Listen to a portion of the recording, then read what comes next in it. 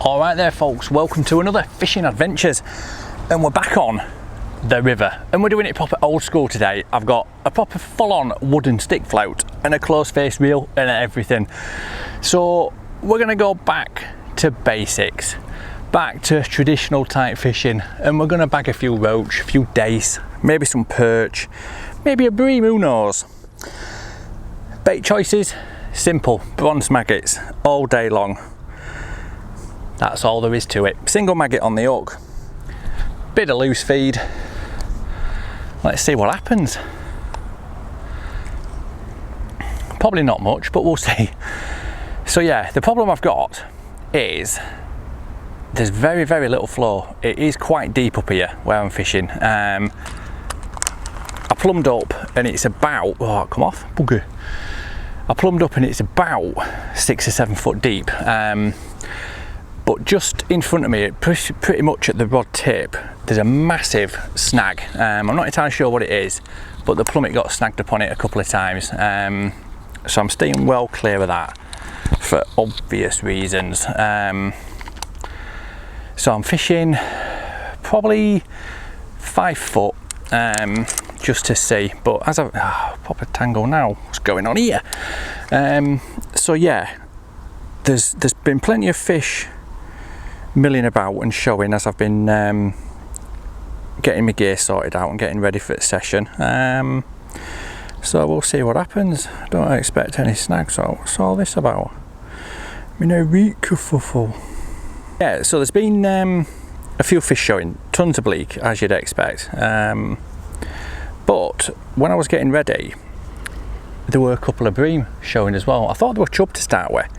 And then another one came up, and there were definitely bream, and there were big, dark brown beasts as well. They were good sized fish.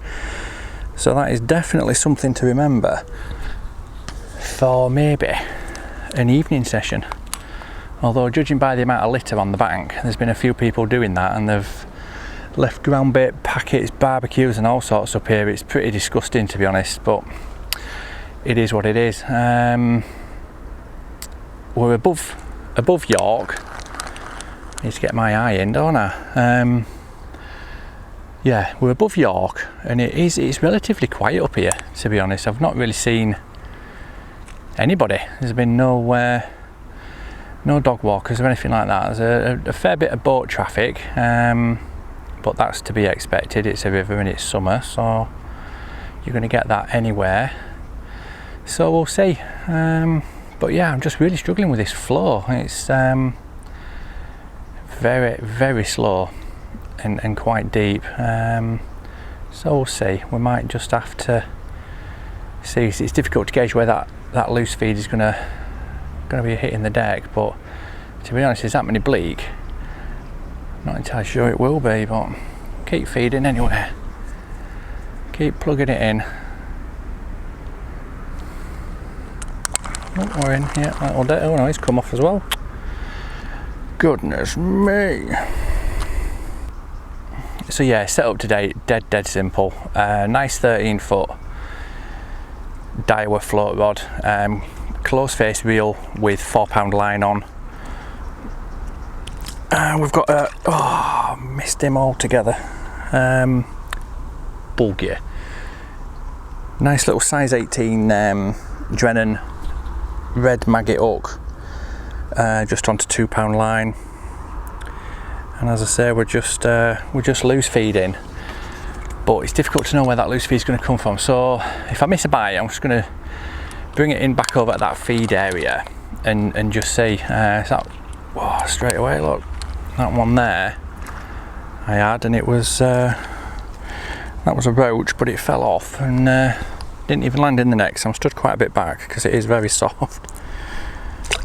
Oh yeah, get a few of them out, it won't be a bad little session. Just keep that feed going in little and often, and hopefully it'll keep producing those bites, those fish.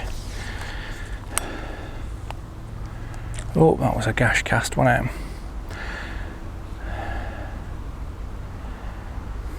So fish are on it straight away. I don't know if they're tagging it in, following it down, or there's some laying a little bit deeper or what, but the float's getting bashed around, something shocking.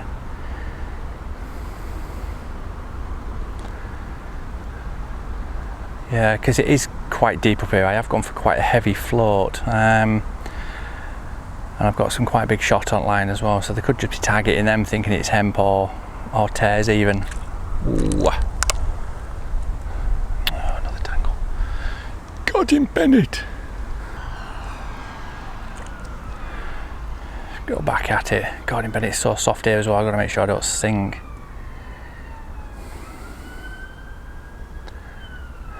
I think we float. Yeah, I lost a shot as well somewhere along the line in all those tangles. Let's see. Oh, rubbish.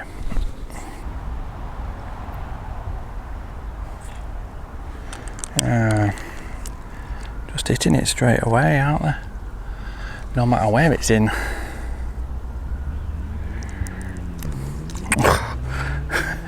Missed the net with that one as well.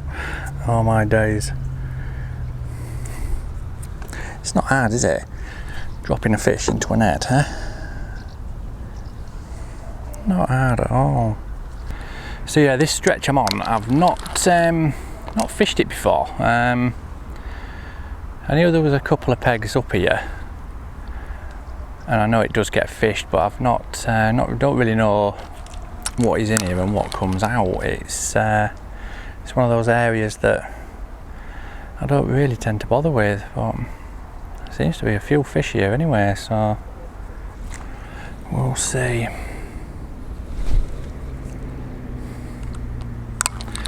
Again, with trotting a stick float, you've got to maintain control of that float. Don't let your main line go past it, or it's going to start towing it totally out of your swim. It's not going to look like it should. But yeah, it does help if there is a bit of an upstream breeze as well for that, but can't have everything, can we?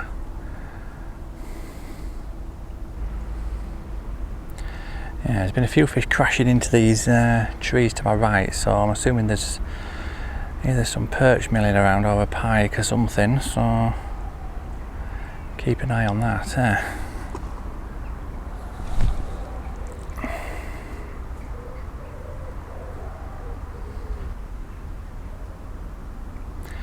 Every now and again I'm just flicking that float back a few inches just to kick that hook bait up, just to try and entice a bite.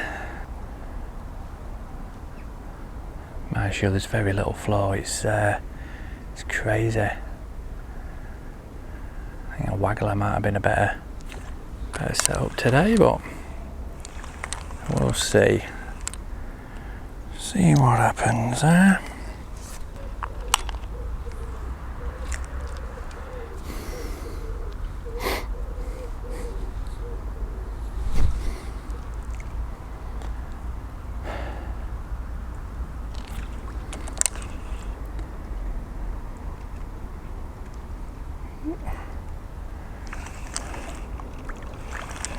That's better.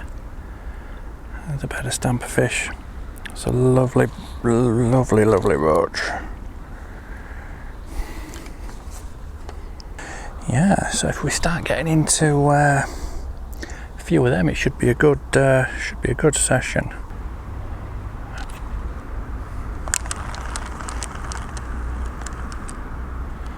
Oh, just some bleakies. That'll do. That'll do. It's just nice to be consistently catching fish. And I do love trotting a stick float down a river. There's something quite therapeutic about it, really. It's just nice and peaceful. There's no one around. I've seen probably 2 boats up and down while I've been setting up, and it's just quiet. There's not a bit of road noise, but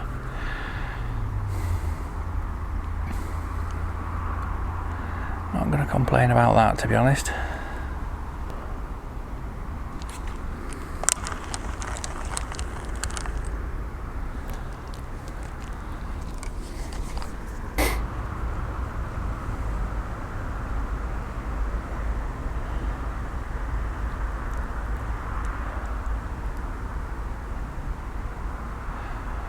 like I said on other river videos, just keep a constant little trickle of bait going in, little and often, and just keep it going down, and you'll soon get a queue of them waiting.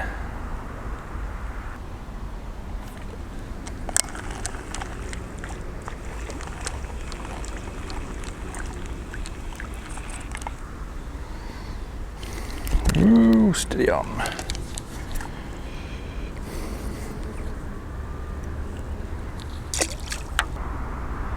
Now I did bring some anyway.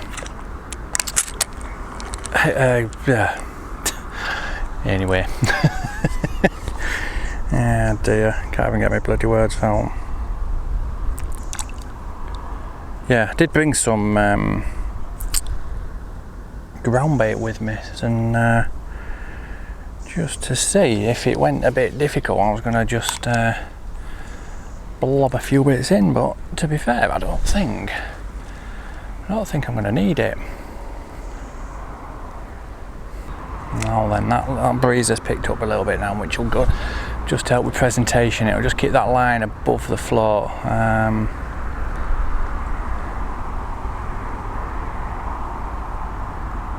Just helps with mending it all the time. It's a massive difference to your presentation.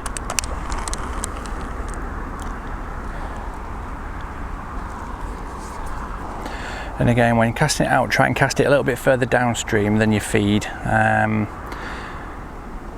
just mend that line as well. Just put your finger on your spool just before it hits the water, and that will spread all those shot out, so it should minimise all your tangles and stuff like that.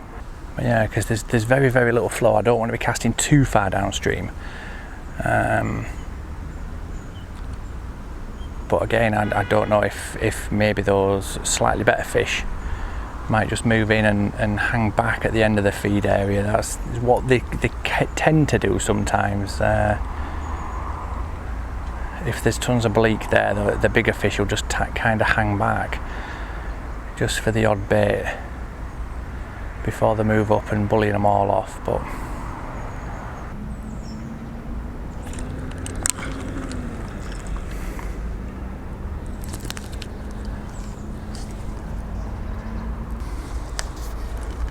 just putting in a good sized pincher maggot just to hopefully, oh man alive, hopefully they'll feed off those bleak, or if not, then hopefully enough of them will get a bit further down the swim to the slightly better fish. That's my theory anyway.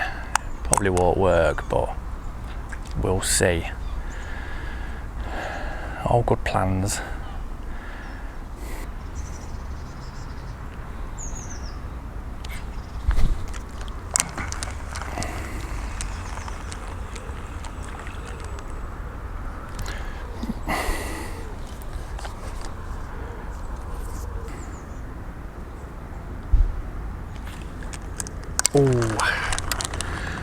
That was right at the end of the swim as well, right at the end of the trot. Like I said, the bigger fish will be possibly hanging back. That did feel like a better fish. I wouldn't say it was huge, but it were a bleak anyway.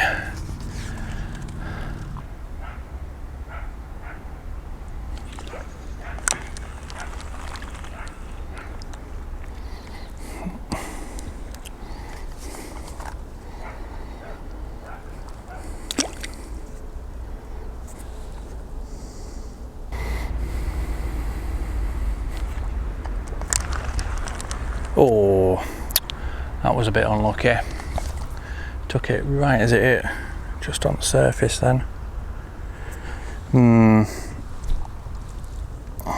Whip territory this, isn't it, again? Just fish it to hand. I'm trying, hopefully, just to get amongst the better fish, he said. We'll see. See what transpires. Oh, man alive. How many of them am I going to miss, eh?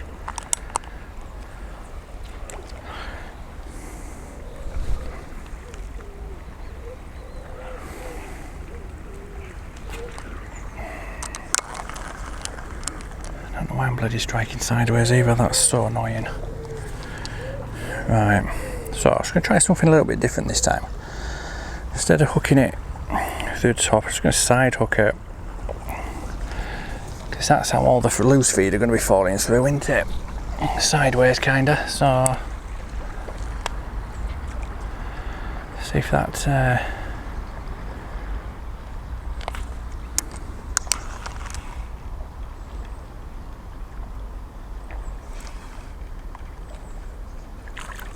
okay. Oh yeah. Yeah, apparently it did make a difference. It was definitely slightly better.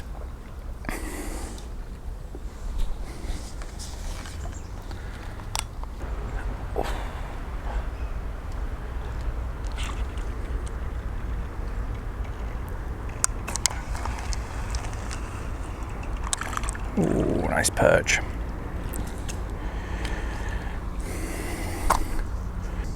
I do like catching perch. I think it's probably one of the first freshwater fish most people catch, in it, that and tiny roach. Well, my shoe. I think most people starting now look up straight on a commercial, don't they, and probably catch a 4 or 5 pound carp or a good size F1, but back in the olden days when I started, that's what we used to catch. Nice little roach and tiny little perch, and think we were freaking awesome. Ah dear, the good old days.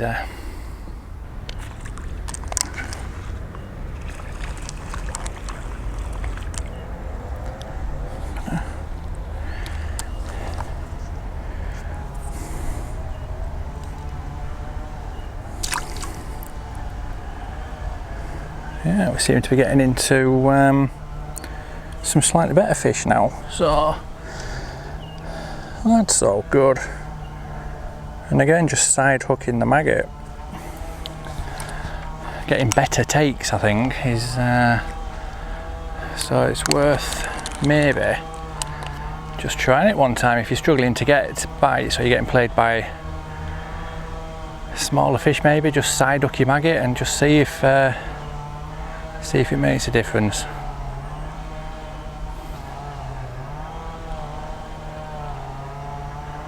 Little changes often lead to the best results, don't they? As always, it's the little things that make a massive difference.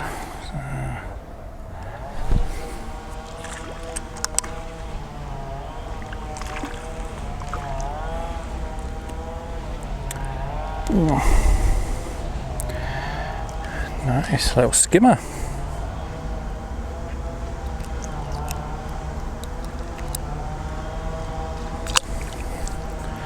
Having a proper mixed bag now.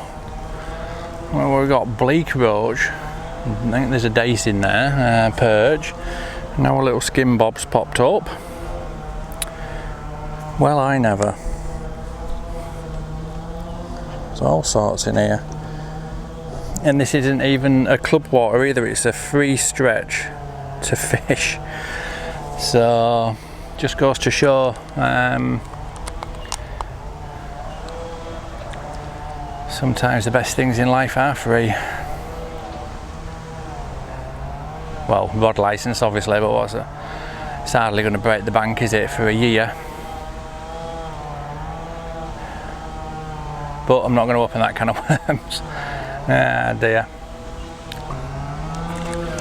Oh, that felt better as well. There's definitely a few better fish showing now, so that's all good. It's all good in the odd, isn't it?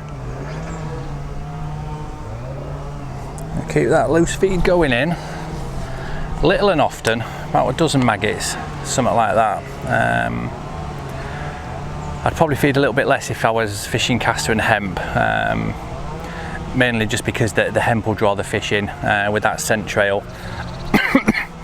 But with maggots, you can feed quite a lot, especially on rivers, because there's once you start having them, they will eat a lot of them. Too early, far too early for that one.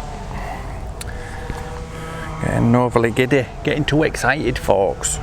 Too excited!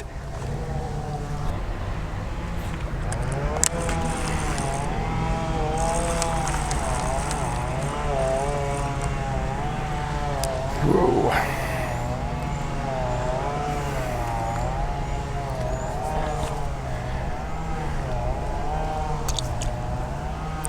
Okay, not quite what I was expecting then. It was quite a big, quite a swift bite, that.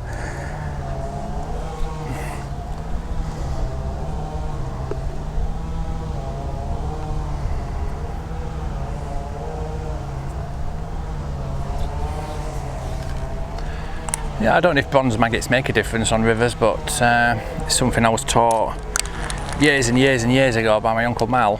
He always said bronze maggots on river were best, other than castor and hemp. So I've always stuck to it, and I've always caught, to be fair. So just goes to show.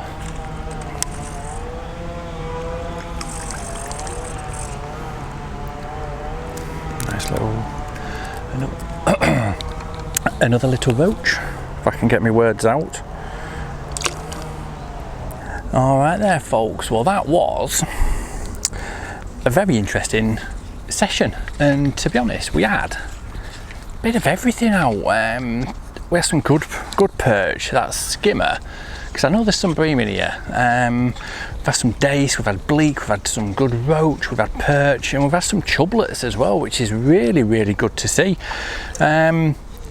Not all of these were on camera, because it was getting a bit boring, to be honest with you. It was one a chuck at one point, and then it went a little bit quiet. So I just changed a few things. I changed the shotting pattern, changed the depth. I fished this inside line quite a lot, and then I also set up the far line as well, a little bit further out into that deeper water, just to see. But yeah, we've got quite a nice little net of fish in there for a couple of hours fishing. It's been good, you know. Oh yeah, there we go. No, you swam into the net then, you silly fish. Oh, you know. See out. There he goes. Yeah, so there you go. Just a quick, well, probably two hour session. I had a pint and a half of bait. I've used all of that because they were proper having it at one point. I've not fed any ground bait. I didn't really need to. They were just there. It's such a nice little area. I'm definitely going to come back up here again, probably with a feeder rod, because as I say, as I was getting ready, there were a few bream rolling, and they looked to be a really decent size. And about an hour into the session, when I switched the camera off, funnily enough, because it's not on bloody film as usual, there was a ginormous commotion on the far bank, and all I saw, well, I didn't really see much of the fish. I heard it come out, so I was baiting up, and then an almighty splash, and it weren't no tiddler, to be honest with you. My gut feeling is it would a carp. It kind of flopped out and then just basically belly flopped, and the wave was huge. To be fair, I thought it was a dog jumping in, but there's no way to get down from other bank. So that has given me some food for thought without a shadow of a doubt, because if there's carp down here, I've never caught a river carp, but it is something I really, really want to do. It's a target I have set myself. So now, is it going to be worth a session coming down with the big pellets and see if we can't snag him? But we'll see. That could be another episode. Thank you for watching. Stick around because there's plenty more to come. Click the description and see our sponsors down below, and I'll catch you next time. Cheers.